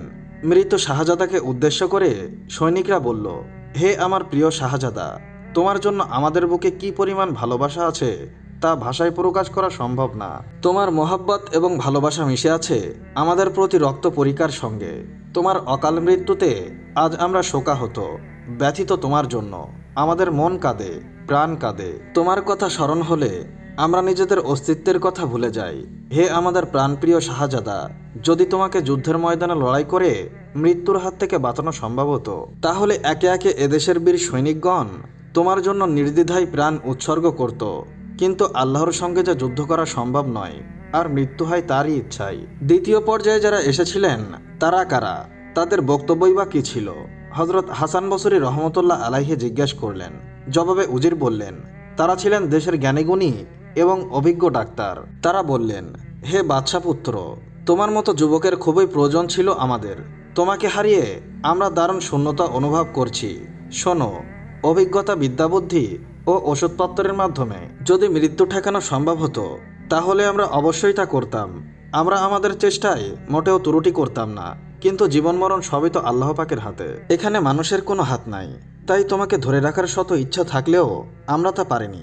সবশেষে যিনি এসেছিলেন তিনি তো নিশ্চয়ই বাদশাহ হবেন। কি বলো বন্ধু, আমার অনুমানটা কি ঠিক? হ্যাঁ, তুমি ঠিকই ধরেছ। তিনি কি বলে গেলেন? তিনি বললেন, হে আমার প্রিয় বৎস, তোমার জন্য আমার নিখাত ভালোবাসা ছিল। তোমাকে বাঁচিয়ে রাখার জন্য আমি কম চেষ্টা করিনি। যদি আমার প্রাণের বিনিময়ে তোমাকে বাঁচিয়ে রাখা সম্ভব হতো তবে তাই করতাম। কিন্তু একথা দুর্বসত্য যে মৃত্যুর সময় হলে ইচ্ছায় অনিচ্ছায় সবাইকেই চলে যেতেই হয়। দুনিয়ার কোনো শক্তিই তাকে আটকাতে পারবে না। পারে না তার পিতামাতা, মৃত্যুর ডাক এসে গেলে দুনিয়ার মায়া ত্যাগ করেই চলে যেতে হয়। শত চেষ্টা করেও মৃত্যুর সময় 1 সেকেন্ড এদিক ওদিক করা যায় না। শোনো বৎস, মৃত্যু এমন এক নিষ্ঠুর নাম যা সাদা কালো, ধনী গরিব, রাজা প্রজা, শিক্ষিত অশিক্ষিত কিংবা চিকন মোটার ভেদাভেদ মানে না। নির্দিষ্ট সময়ে খেলা শেষ করেই ক্ষান্ত হয়। বাদশাহ আরও বললেন, হে আমার কলিজার টুকরা, হৃদয়ের মণি, আগামী বছরের আজকের এই দিন পর্যন্ত তোমার প্রতি আমার সালাম, তখন তোমার সাথে আবার দেখা হবে। কথা শেষ করে হজরত হাসান বসরি রহমতুল্লাহ আলাইহিকে লক্ষ্য করে উজির বললেন, বন্ধু, এবার সবকিছু বুঝলে তো? হ্যাঁ, সবকিছু সুন্দর করে বুঝেছি, কিন্তু আবার কি? কোথাও বুঝে না থাকলে বলো, আবার তোমাকে বুঝিয়ে দেব। না ভাই, সবকিছুই ঠিকমতো বুঝেছি, আর বুঝেছি বলেই আমার এখন চিন্তার সময় এসেছে। বন্ধু, আমার ভেতরটা জানি কেমন যেন লাগছে, আমাকে একটু ভাবতে দাও, একটু একাকী থাকতে দাও। ঠিক আছে ভাই, আমি এক্ষুনি তোমার থেকে আলাদা হয়ে যাচ্ছি, তুমি একা থাকো আর চিন্তা করো। এই বলে তিনি বেশ কিছু দূর গিয়ে বসলেন। হজরত হাসান বসরি রহমতুল্লাহ আলাইহি এখন সম্পূর্ণ একা, তার সাথে কেউই নেই। গভীরভাবে চিন্তা করার জন্য এই পরিবেশই খুঁজছিলেন তিনি ভাবতে লাগলেন, সত্যিই তো মৃত্যু এমন এক ভয়ানক জিনিস যা কাউকেই রেহাই দেয় না। সে অত্যন্ত নিষ্ঠুরভাবে প্রত্যেকের ভবলীলা সঙ্গ করে দেয়। প্রবল প্রতাপশালী ব্যক্তিকেও সে মুহূর্তের মাঝে নিস্তেজ করে ফেলে, কেড়ে নিয়ে যায় আপনজনের কাছ থেকে। কোনো শক্তিই তাকে বাধা দিতে পারে না। তাই তো রোমের শাহানশাহের মতো প্রচণ্ড দাপতলা বাদশার ছেলেকেও মরণের ডাকে সাড়া দিতেই হয়েছে। তাকে কোনো ক্ষমতা বা শক্তির বলে আটকে রাখা সম্ভব হয়নি। তবে তো আমাকেও একদিন চলে যেতেই হবে, সাড়া দিতেই হবে মৃত্যুর ডাকে। তারপর তিনি নিজেকে সম্বোধন করে বললেন, হে হাসান, তুমি নিজেকে নিয়ে একটু ভাবো, চিন্তা করো। তুমি তো একসময় কিছুই ছিল না তোমার অস্তিত্ব। তারপর আল্লাহ পাক তোমাকে অস্তিত্ব দিলেন, একটা নির্দিষ্ট সময় পর্যন্ত মায়ের পেটে রেখে দুনিয়ায় পাঠালেন। হে হাসান, দুনিয়াতে এসে দুনিয়ার আলো বাতাস আর সুস্বাদু খানাপিনা খেয়ে তুমি বড় হলে। এখন তুমি পূর্ণ যুবক, তোমার গায়ে এখন প্রচুর শক্তি আছে। তুমি এখন যা ইচ্ছে তাই করতে পারো। ইচ্ছা করলে একদিনেই তুমি পরমপ্রিয় মাওলাকে রাজি খুশি করতে পারো, পারতে তাকে একান্ত আপন করে নিতে। তুমি তা করনি। তাকে বন্ধু বানানোর জন্য কোনো ফিকির করনি, তার প্রিয় পাত্র হওয়ার জন্য কোনো চেষ্টা চালাওনি। হে হাসান, তবে কি তোমাকে মরতে হবে না? তুমি কি মৃত্যুর কথা একদম ভুলে গেছো? তুমি কি ভুলে গেছো তোমাকে একদিন হাসরের ময়দানে কোটি কোটি মানুষের সামনে দাঁড়িয়ে মহান আল্লাহর দরবারে গোটা জীবনের পুঙ্খানুপুঙ্খ হিসাব দিতে হবে? হে হাসান, তুমি যদি তোমার জীবনকে এখনই সুন্দর করে না তোলো, আল্লাহর বিধিবিধান মোতাবেক যদি জীবনকে পরিচালিত না করো, রসুলের তরিকা অনুযায়ী না চলো, তাহলে কিয়ামতের দিন খোদার সামনে দণ্ডায়মান হয়ে তুমি কি জবাব দিবে? তখন তোমার আফসোস করা ছাড়া আর কিছুই থাকবে না। সুতরাং যা করার এখনই করে নাও। এখনো তুমি প্রতিজ্ঞা করো যে আমি আর আমার জীবনকে আর আমার মর্জি মতো পরিচালিত করব না, বরং আল্লাহ তার রাসূল সাল্লাল্লাহু আলাইহি ওয়াসাল্লামের তরিকা অনুযায়ী জীবনযাপন করব। তাদের ইচ্ছার বাইরে একটি কাজ করব না। তারা যা করতে বলেছেন কেবল তাই করব। তারা যা করতে বারণ করেছেন তা থেকে বিরত থাকব। হে হাসান, পরকালে সম্বল তৈরি করার এখনই উপযুক্ত সময়। তুমি সাবধান হয়ে যাও, তুমি হুঁশিয়ার হয়ে যাও, এখনো সময় আছে। অতীতের সকল গুনাহের জন্য খাঁটি দিলে তওবা করে আল্লাহর দিকে ফিরে এসো। সেদিনের পর থেকে সত্যি সত্যি হজরত হাসান বসরি রহমতুল্লাহ আলাইহি খালেস তওবা করে নিজেকে সঁপে দিলেন আল্লাহর পথে, বদলে ফেললেন তার জীবনের গতিপথ। সুতরাং সেদিন থেকেই শুরু হয় তার নতুন জীবন, শুরু হয় জীবনের সকল অগ্রযাত্রা। সবশেষে তিনি যে একজন জগৎ বিখ্যাত ওলি হয়েছেন তা সকলেরই জানা। হজরত হাসান বসরি রহমতুল্লাহ আলাইহি মৃত্যুর কথা চিন্তা করে যেমনিভাবে স্বীয় জীবনযাত্রার পরিবর্তন করেছেন, চলে এসেছিলেন সত্য সুন্দর পথে, নিজেকে সঁপে দিয়েছিলেন আল্লাহ তাআলার পথে। পরম করুণাময় আল্লাহ তাআলা যেন আমাদেরকে সেই পথ নসিব করেন, আমিন। আসমান থেকে অবতীর্ণ এক সুস্বাদু ও অলৌকিক খাবার। এই খাবার বনি ইসরায়েলদের উপর কখন এবং কেন অবতীর্ণ হয়? এই খাবার কি জান্নাত থেকে এসেছিল নাকি জমিনেই উৎপন্ন হয়েছিল? এবং বনি ইসরায়েল এমন কোন নাফরমানি করেছিল যার নিদর্শন আজ পর্যন্ত সকল খাবারেই বিদ্যমান রয়েছে? সুপ্রিয় দর্শক, যখন আল্লাহ তাআলা বনি ইসরায়েলকে মিশর থেকে বের করে দিলেন এবং তাদেরকে ফিরআউন থেকে মুক্তি দিয়ে দেন, তখন বনি ইসরায়েল হজরত মুসা আলাইহিস সালামের নির্দেশনায় লোহিত সাগর পার হয়ে যায় এবং ফেরাউন তার সৈন্যদল সহ সমুদ্রে ধ্বংস হয়ে যায়। অতঃপর যখন হজরত মুসা আলাইহিসসালাম কিছুটা প্রশান্ত হলেন, তখন আল্লাহ তাআলা তাকে হুকুম দেন, আপনি বনি ইসরায়েলকে নিয়ে পবিত্র ভূমি বাইতুল মুকাদ্দাস তথা জেরুজালেম শহরে প্রবেশ করেন, যে পবিত্র ভূমির ওয়াদা বনি ইসরায়েল থেকে নেওয়া হয়েছিল এবং তা তাদেরকে দেওয়া হতে যাচ্ছিল। কিন্তু ওই সময় বাইতুল মুকাদ্দাস কওমে আমালিকার কবজায় ছিল, যারা খুবই খারাপ এবং কাফির সম্প্রদায় ছিল এবং খুব শক্তিশালী সৈন্য ও কঠিন অত্যাচারী সম্প্রদায় ছিল। হজরত মুসা আলাইহিসসালাম বনি ইসরায়েলদের বিশাল কাফেলা নিয়ে আমালিকার দিকে যুদ্ধের জন্য রওনা হলেন, যাদের সংখ্যা প্রায় 6 লক্ষ ছিল। কিন্তু যখন তারা বাইতুল মুকাদ্দাসের নিকটে আসলো, তখন তাদের অন্তর ভীত হয়ে যায় এবং ভয় পেয়ে বসে। তারা হজরত মুসা আলাইহিসসালামকে বললেন যে এই শহরে ভয়ঙ্কর লোক রয়েছে, যারা খুবই শক্তিশালী এবং নিষ্ঠুর। যতক্ষণ এই লোকেরা এই শহরে আছে, আমরা ওই শহরে প্রবেশ করব না। এমনকি বনি ইসরায়েলের লোকেরা হজরত মুসা আলাইহিসসালামকে এটাও বলে যে, হে মুসা, তুমিও তোমার আল্লাহ গিয়ে ওই শক্তিশালী সম্প্রদায়ের সাথে যুদ্ধ করো, আমরা তো এখানেই বসে থাকব। তাদের এরকম আচরণে হজরত মুসা আলাইহিসসালাম অনেক ব্যথিত হলেন, যার ফলে আল্লাহ তাআলা বনি ইসরায়েলকে এই শাস্তি দেন যে, যেই উপত্যকায় তারা খিমা বানিয়েছিল, সেই উপত্যকায় তারা 40 বছর পর্যন্ত ঘুরতে থাকে, কিন্তু ওই ময়দান হতে বের হতে পারেন না। ওই উপত্যকা বা ময়দানের নাম ময়দানে দিয়া ছিল, যা আয়তনের দিক থেকে 27 মাইলের মতো ছিল। বর্ণিত আছে যে বনি ইসরায়েলের লোকেরা জিনিসপত্র নিয়ে সারাদিন পথ চলার পর রাত্রে এক স্থানে পৌঁছাতো, কিন্তু যখন সকাল হতো তখন দেখতো তারা সেখানেই আছে যেখান থেকে তারা রওনা দিয়েছিল। সুতরাং বনি ইসরায়েল এই ময়দানে আটকে গিয়েছিল এবং 1 সপ্তাহের ভিতর তাদের সমস্ত খাবার দাবার শেষ হয়ে যায়। তখন বনি ইসরায়েলের সকল লোকেরা তওবা ও ইস্তেগফার করতে শুরু করে এবং আল্লাহ তাআলার কাছে ক্ষমা চাইতে থাকে। ময়দানে দিয়াতে চলতে থাকা এই কঠিনতম পরীক্ষা এবং সম্প্রদায়ের এত কষ্ট দেখে হজরত মুসা আলাইহিসসালামের বনি ইসরায়েলদের উপর দয়া হলো। তিনি আল্লাহ তাআলার দরবারে দোয়া করলেন, ফলে আল্লাহ তাআলা বনি ইসরায়েলদের জন্য ওই ময়দানে অগণিত নিয়ামত দান করেন। যখন বনি ইসরায়েলের পিপাসা পেল, তখন মুসা আলাইহিসসালাম আল্লাহর হুকুমে হাতের লাঠি দ্বারা একটি পাথরে আঘাত করলেন। তখন ওই বিশাল পাথর থেকে বনি ইসরায়েলের 12 পুত্রের জন্য 12টি ঝর্ণা প্রবাহিত হয়। ঠিক তেমনি ওই ময়দানটি একটি মরুভূমির মধ্যে ছিল, যেখানে কোনো ছায়ার ব্যবস্থা ছিল না এবং দিনের বেলায় বনি ইসরায়েল রোদের তীব্রতায় একদম নাজেহাল হয়ে যেত। সুতরাং রোদের তীব্রতা থেকে বাঁচতে একখণ্ড মেঘমালা সারাদিন বনি ইসরায়েলকে ছায়া দিত। এছাড়া রাতের সময় ময়দানের মধ্যে একটি আলোক রশ্মি পড়ত, যার আলোতে তারা কাজকর্ম করতে পারত। এসব ছাড়াও আল্লাহ তাআলা তাদেরকে আরও অনেক নিয়ামত দান করেন, আর সেই সব নিয়ামত সমূহের মধ্যে একটি ছিল মান্না ও সালোয়া। আল্লাহ তাআলা তাদের খাবার জন্য আসমান থেকে 2 ধরনের খাদ্য অবতীর্ণ করতেন, যার একটি ছিল মান্না ও অপরটি ছিল সালোয়া। মান্না মধুর মতন মিষ্টি খাবার ছিল। ইনজিল কিতাবের খুরুজ অধ্যায় লেখা আছে যে যখন ওই তুষার শুকিয়ে গেল, তখন তারা দেখল যে ময়দানে ছোট ছোট গোলাকার কিছু জিনিস পড়ে রয়েছে, যেমনটা পালকের বিন্দু হয়ে থাকে। বনি ইসরায়েলের লোকেরা তা দেখে বলতে থাকে, মান অর্থ এগুলো কি? তখন মুসা আলাইহিসসালাম তাদেরকে বললেন যে ইহা ওই খাবার যা মহান আল্লাহ তাআলা তোমাদেরকে খাবার জন্য দিয়েছেন। আল্লাহ তাআলা প্রথমে তোমাদেরকে পরীক্ষায় ফেলেছেন এবং তোমাদের ক্ষুধার্ত রেখেছেন, এবং মান্না ওই খাবার যা না তোমরা আর না তোমাদের বাপ দাদারা জানতো। আল্লাহ তাআলা তা তোমাদেরকে খাওয়ালেন, যাতে তোমাদের শেখাতে পারেন যে মানুষ শুধুমাত্র রুটি খেয়ে জীবিত থাকে না। মান্না মূলত তুষারের ন্যায় ছিল, যার স্বাদ মধুর মতোই মিষ্টি ছিল। এগুলো সেখানকার ডালপালাতেই জমা হয়ে যেত এবং বনি ইসরায়েলরা প্রতিদিন সকালে তা কুড়িয়ে খেয়ে নিত, এবং তা প্রত্যেক ব্যক্তির জন্য প্রায় 4 কেজি পরিমাণে অবতীর্ণ হতো। যে ব্যক্তি ওই সময় ঘুমিয়ে থাকতো, ওই দিনের খাবার হতে বঞ্চিত থাকত। এবং সালোয়া এক প্রকারের পাখি ছিল, যাকে কোয়েল বলা হয়।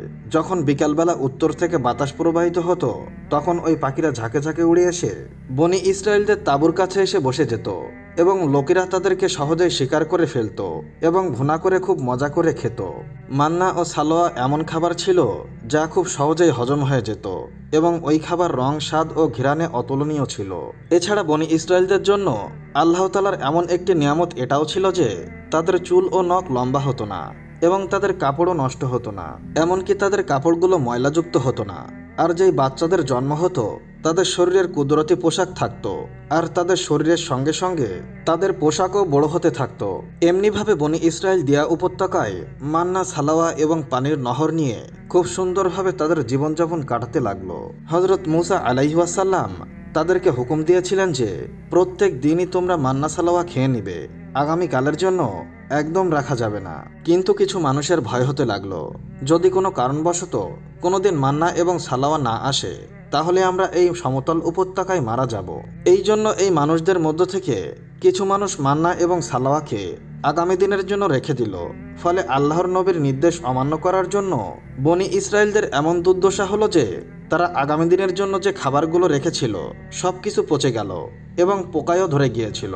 এমনকি পরবর্তী সময়ে মান্না সালাওয়া জমিনে আসা বন্ধ হয়ে যায়।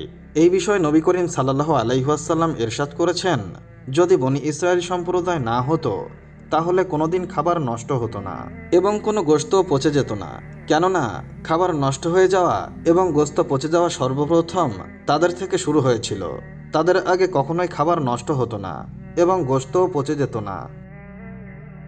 সুপ্রিয় দর্শক, বনি ইসরায়েল ছাড়াও পৃথিবীর অন্যান্য জাতির কিতাবগুলোতে এবং অন্যান্য ধর্ম কিংবা মাযহাবের কিতাবগুলোতে আকাশ থেকে খাবার নেমে আসার বিবরণ পাওয়া যায়। বৌদ্ধ ধর্মের মতবাদ অনুসারে যখন এই পৃথিবীর এক চক্কর সমাপ্ত হয় তখন আসমান থেকে খাবার বর্ষণ হতে থাকে। এমনকি হিন্দু মতবাদে পুরাণ ঋগ্বেদ এবং অর্থবোধেও মেঘমালা থেকে মধু বর্ষণ হওয়ার উল্লেখ পাওয়া যায় এবং প্রাচীন গ্রিকদের মতবাদেও এমন একটি আসমানি খাবারের উল্লেখ পাওয়া যায় যার স্বাদ মধুর মতোই ছিল। আর ওই মধু যখন কোনো নদীর উপর বর্ষণ হতো তখন তার রং দুধের মতো সাদা হয়ে যেত। সুপ্রিয় দর্শক, আমরা এই ভিডিওতে দেখতে পেলাম আল্লাহ তাআলা বনি ইসরায়েলদের মুক্তির জন্য সর্বপ্রথম সমুদ্র তীরে রাস্তা করে দিয়েছিলেন এবং দিয়া উপত্যকাতে তাদের জন্য মেঘমালার ছায়ার ব্যবস্থা করেছিলেন এবং তাদের পান করার জন্য সমতল ও বসবাস অনুপযোগী ময়দানেও ঝর্ণা প্রবাহিত করেছিলেন এবং খাবারের জন্য আকাশ থেকে মান্না ও সালোয়ার ব্যবস্থা করেছিলেন। কিন্তু এই সমস্ত শান্তির ব্যবস্থা থাকা সত্ত্বেও বনি ইসরায়েলদের অবাধ্য মানুষেরা আল্লাহর উপর ভরসা করতে পারেনি। তারা আল্লাহ তাআলার অলৌকিক ক্ষমতা নিজের চোখে দেখেছিল, কিন্তু তারপরেও তারা সেই খাবারকে আগামী দিনের জন্য মজুত করেছিল। আর এটি ঠিক এমনভাবে যখন আমরা কোনো মুসিবতে পড়ে যাই তখন আমরা এটা মনে করতে পারি না যে আল্লাহ তাআলা এর আগে আমাদের জন্য কি কি করেছিলেন এবং আমাদেরকে কতগুলো নিয়ামত দান করেছিলেন। আমরা এই সময়ে শুধুমাত্র এটিই দেখে থাকি আমরা এখন মুসিবতের ভেতরে পড়ে আছি। আসলে আমাদের সামনে যত বড়ই মুসিবত আসুক না কেন আমাদেরকে এটা মনে রাখতে হবে এই মুসিবতের চেয়ে বড় সর্বশক্তিমান আল্লাহ তাআলা। তার উপর যদি বিশ্বাস করা যায় তবে তার জন্য কোনো কাজই অসম্ভব নয়। এমনিভাবে রিজিকের জন্য আমাদের পেরেশানি হওয়ার কোনো দরকার নাই।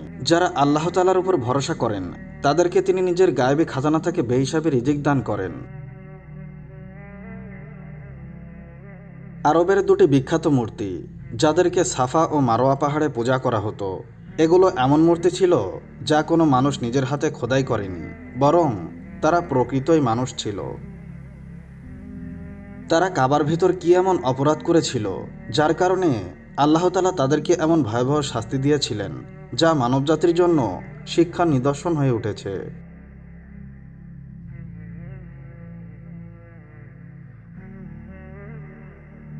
আসলে পবিত্র কাবা নির্মাণের পর থেকেই এখনো পর্যন্ত যারা এই বাইতুল্লাহকে অপবিত্র করার চেষ্টা করেছে আল্লাহ তাআলা তাদেরকে এমন শাস্তি দিয়েছেন যে তারা পুরো বিশ্ববাসীর জন্য শিক্ষার নিদর্শন হিসাবে রয়ে যায়, যদিও তা পৃথিবীর শক্তিশালী রাজা আব্রাহা ও তার হাতের বাহিনী হোক না কেন।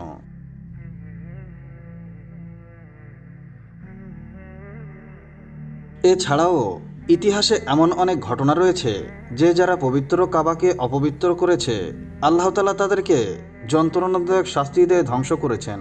তাদের মধ্য থেকে ইসাফ ও নাইলা অন্যতম উদাহরণ। সুপ্রিয় দর্শক, ইসাফ বিন ইয়ালা এবং নাইলা বিনতে জায়েব আসলে বনি জুরহাম গোত্রের একজন পুরুষ এবং একজন নারী ছিল। নাইলা ছিল অত্যন্ত সুন্দরী নারী। সে ইয়েমেনের একটি এলাকায় তার গোত্রের সাথে বসবাস করত। এই সুন্দরী নারী বনি জুরহাম গোত্রে তার সৌন্দর্য প্রদর্শন করত এবং সে অশ্লীল পোশাক পরে ঘর থেকে বের হতো এবং গোত্রের সমস্ত যুবকেরা তার পিছু পিছু ঘুরত এবং তার সাথে সবাই সম্পর্ক করতে চাইত। সেই যুবকদের মধ্যে তেহারা গোত্রের নেতার এক ছেলে ছিল যার নাম ছিল ইসাফ বিন ইয়ালা। অতঃপর ইসাফ এবং নাইলা একে অন্যের প্রেমে পড়ে যায়। অতঃপর তাদের এই প্রেম অচিরেই ব্যভিচারে পরিণত হয়। যেহেতু তাদের একে অপরের সাথে হারাম সম্পর্ক ছিল, তাই সুযোগ পেলেই তারা ব্যভিচারে লিপ্ত হতো। এভাবে ধারাবাহিকভাবে তাদের এই বাদ চলতে থাকে। অতঃপর তাদের পরিবার যখন এই বিষয়টি জানতে পারে, তখন তারা তার বিরুদ্ধে সিদ্ধান্ত নেয়, যার কারণে তাদের মিলিত হওয়া নিষিদ্ধ হয়ে যায়। একদিন বনি জোরহাম গোত্রের একটি কাফেলা হজ করতে মক্কার দিকে রওনা হয়। সুযোগ পেয়ে তারাও এই কাফেলার সাথে হজে যায়। কাফেলাটি যখন মক্কায় পৌঁছায়, তখন হজের দিন ছিল এবং কাকতালীয়ভাবে সেই দিন পবিত্র কাবার লোকেরা সংখ্যায় খুবই কম ছিল। ফলে পবিত্র কাবার আশেপাশে কেউ ছিল না। তাই শয়তান তাদের অন্তরে কুপ্রস্তাব করতে থাকে। ফলে তারা উভয় কাবায় প্রবেশ করে। এই অবস্থায় ব্যভিচারে লিপ্ত হয়। পবিত্র কাবার ভিতরে সংগঠিত এই পাপ ও অপবিত্রতায় গোটা পৃথিবী কেঁপে ওঠে এবং সাগরের ঢেউ আছড়ে পড়ে। এমনকি আল্লাহ তাআলা তাদের উপরে শাস্তি নাজিল করেন। শাস্তিটি এমন হয়েছিল যে যখন তারা কাবার ভিতরে ব্যভিচার করছিল, তখন তাদের আত্মা কবজ করা হয় এবং তাদের মাংসের দেহ পাথরে পরিণত হয়ে যায়। এই মুহূর্তটি খুবই ভীতিকর ও ভয়াবহ ছিল, কারণ আল্লাহ তাআলার আযাবে দুটি জীবন্ত মানুষ পাথরে পরিণত হয়ে গিয়েছিল। কিছুক্ষণ পর যখন বনি জোরহামের লোকেরা কাবার কাছে এসে দরজা খুলে, তখন উলঙ্গ অবস্থায় পাথরের মতো দাঁড়িয়েছিল দুটি অসহায় দেহ। মানুষ বুঝতে পারল আল্লাহর পবিত্র ঘরে তারা কি অপরাধ করেছে। অতঃপর মানুষেরা মূর্তিগুলোকে তুলে বাইরে নিয়ে আসে এবং মাটিতে পুঁতে দিয়ে দাঁড় করিয়ে দেয়, যাতে এটি মানুষের জন্য শিক্ষা নিদর্শন হয়ে থাকে। কিছুদিন পর মক্কাবাসীরা ইয়েসেফের মূর্তিটি নিয়ে সাফা পাহাড়ে স্থাপন করে এবং নাইলার মূর্তিটি তুলে নিয়ে মারোয়া পাহাড়ে স্থাপন করে। সাফা ও মারোয়া আসলে এমন দুটি পাহাড় যেগুলো কাবার খুব কাছাকাছি ছিল। বিবি হাজেরা আলাইহিস সালাম এই দুটি পাহাড়ে উঠে পানির সন্ধান করেছিলেন এবং সাই করেছিলেন, কারণ হযরত ইসমাইল আলাইহিস সালাম তখন শিশু ছিলেন এবং প্রচণ্ড তৃষ্ণায় অস্থির হয়ে পড়েছিলেন। তাই এই দুটি পাহাড়কে প্রাচীনকাল থেকেই অত্যন্ত পবিত্র মনে করা হতো এবং হাজী সাহেবেরা তাতে আরোহণ করতেন এবং অত্যন্ত শৃঙ্খলা ও ভক্তি সহকারে সাই করতেন। সাফা ও মারোয়ায় যখন ইসাফ ও নাইলার মূর্তি স্থাপন করা হয়, তখন তাদের শাস্তির বিধান ছিল, যে ব্যক্তি সাফা এবং মারোয়া পাহাড়ে যাবে, তাহলে সে যেন এই দুটি মূর্তিকে একটি করে জুতা দিয়ে আঘাত করে। অতঃপর এই প্রক্রিয়া কয়েক প্রজন্ম ধরে চলতে থাকে। তারপর লোকেরা জুতার পরিবর্তে তাদেরকে চড় মারতে শুরু করে এবং কয়েক প্রজন্ম পরে লোকেরা তাদের কেবল স্পর্শ করে। এভাবে সময়ের সাথে সাথে লোকেরা তাদের শাস্তি কমাতে শুরু করে। এমনকি একটা সময় এমন হয় যে আরবের লোকেরা তাদেরকে অজ্ঞতার কারণে তাদেরকে ভালোবাসার প্রতীক বলতে শুরু করে। সমাজে তাদের দুজনের প্রেমের গল্প গর্বের সাথে বলতে শুরু করে। ধীরে ধীরে এটি প্রেমের দেবতা ও দেবী হিসাবে পরিচিতি হয়ে ওঠে। পঞ্চম শতাব্দী পর্যন্ত এইগুলো ইসাফ ও নাইলার মূর্তি হিসাবে বিবেচিত ছিল এবং এই মূর্তিগুলো আরবদের ওই প্রধান মূর্তিগুলোর মধ্যে অন্যতম ছিল, যাদের সামনে লোকেরা সিজদা করত এবং কুরবানি করত। হযরত যায়েদ বিন হারিস রাদিয়াল্লাহু তাআলা আনহু বর্ণনা করেন যে জাহিলিয়াতের যুগে মুশরিকরা যখন বাইতুল্লাহ তাওয়াফ করত, তখন তারা ইসাফ ও নাইলার মূর্তি স্পর্শ করত। তিনি বলেন, আমি একবার নবী মুহাম্মদ সাল্লাল্লাহু আলাইহি ওয়াসাল্লামের সাথে পবিত্র কাবা তাওয়াফ করছিলাম। অতঃপর আমি যখন এই মূর্তিগুলোর পাশ দিয়ে যাচ্ছিলাম, তখন আমি সেগুলো স্পর্শ করলাম। এতে রাসূল সাল্লাল্লাহু আলাইহি ওয়াসাল্লাম আমাকে এসব মূর্তি স্পর্শ করতে নিষেধ করেন। তখন আমি মনে মনে বললাম, একবার দেখি তাদেরকে স্পর্শ করলে কি হয়। অতঃপর আমি এই মূর্তিগুলো আবারও স্পর্শ করলাম। তখন রাসূল সাল্লাল্লাহু আলাইহি ওয়াসাল্লাম বললেন, হে যায়েদ, আমি কি তোমাকে স্পর্শ করতে নিষেধ করিনি? হযরত যায়েদ রাদিয়াল্লাহু তাআলা আনহু বলেন, আল্লাহর কসম, এরপর থেকে আমি কোনো মূর্তি স্পর্শ করিনি এবং আমি শপথ করে বলছি যে নবী করিম সাল্লাল্লাহু আলাইহি ওয়াসাল্লামও কোনোদিন মূর্তি স্পর্শ করেননি। এমনকি আল্লাহ তাআলা তাকে নবুয়ত দান করেন এবং তার উপরে ওহী নাজিল করতে শুরু করেন। সুপ্রিয় দর্শক, জাহেলিয়াতের অন্ধকারে নিমজ্জিত মরুভূমিতে একদিন হেদায়েতের এমন সূর্য উদিত হয়েছিল যা সমগ্র আরবকে আলোকিত করেছিল, কারণ মহানবী সাল্লাল্লাহু আলাইহি ওয়াসাল্লাম নবুয়তের মর্যাদা লাভ করেছিলেন। অতঃপর নবী করিম সাল্লাল্লাহু আলাইহি ওয়াসাল্লাম দাওয়াতের কাজ শুরু করেন। দশম হিজরিতে যখন আল্লাহ তাআলা আরবে ইসলামকে প্রাধান্য দেন এবং মুহাম্মদ সাল্লাল্লাহু আলাইহি ওয়াসাল্লাম মক্কানগর জয় করেন, তখন তিনি হারাম শরীফে প্রবেশ করেন এবং তার ভাই আলী রাদিয়াল্লাহু তাআলা আনহুকে সাথে নিয়ে ছোট বড় সমস্ত মূর্তি ভেঙে ফেলেন। তিনি মূর্তিগুলো ভাঙতেন আর বলতেন, সত্য এসেছে, মিথ্যা বিলুপ্ত হয়েছে, প্রকৃতপক্ষে মিথ্যা বিলুপ্ত হতেই হবে। ফলে কাবা শরীফ সমস্ত মূর্তি থেকে পবিত্র হয়ে যায়। অতঃপর তিনি সাফা ও মারোয়া পাহাড়ে সফর করেন এবং পবিত্র হাতে ইসাফ ও নাইলার মূর্তিটি ভেঙে দেন।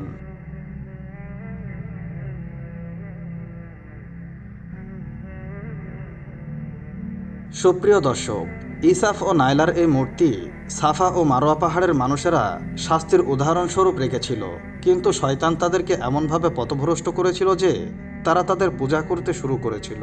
শুধু তাই নয়, যারা কাবার ভেতরে ব্যভিচারের মতো জঘন্য অপরাধে সংগঠিত করেছিল, লোকেরা এই অপরাধকে গর্বের সাথে বর্ণনা করতে শুরু করেছিল, অথচ এই ব্যভিচারের জন্য তাদেরকে লানত করা উচিত ছিল।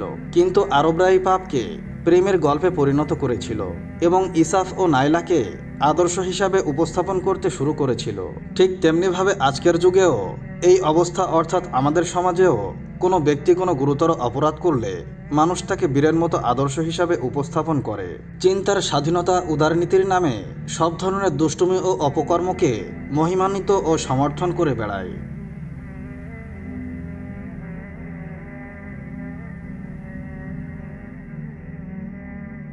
সুপ্রিয় দর্শক, মহান আল্লাহ তাআলার কাছে আমরা প্রার্থনা করি তিনি যেন আমাদেরকে সকল প্রকার অনিষ্ট ও প্রলোভন থেকে রক্ষা করেন এবং শয়তানের কুমন্ত্রণা ও কৌশল থেকে আমাদেরকে হেফাজত করেন।